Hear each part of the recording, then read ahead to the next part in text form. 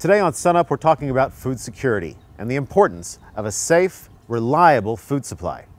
But our American system is the envy of the world. So to dig deeper into these issues, join me in Uganda, the Pearl of Africa.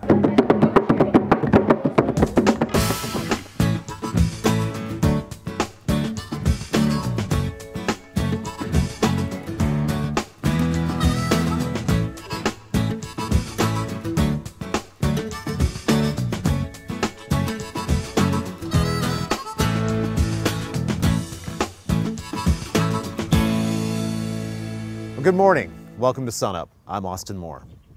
Well, this morning, the vast majority of us woke up with a wide variety of breakfast options. We know day to day where our food's going to come from and with a reasonable amount of certainty that our food is safe and it won't make us ill. That's not the case in much of the world. Food security is a growing issue around the globe. We grow fortunes of nutritious food here in Oklahoma, but not everyone is so lucky. In too much of the world, agricultural producers are limited to subsistence farming or something just beyond that.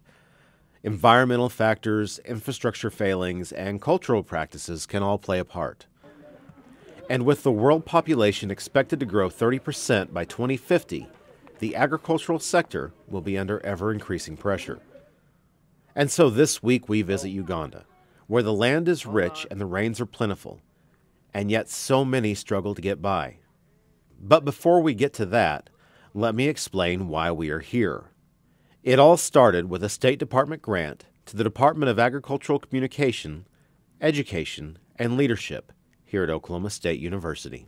Well, the overarching purpose of the grant was to assist the African participants in improving food security in their countries. Well, I think the bottom line is having food in the right place at the right time for people when they need it. The concept is straightforward. Find individuals from Kenya and Uganda who can effect change.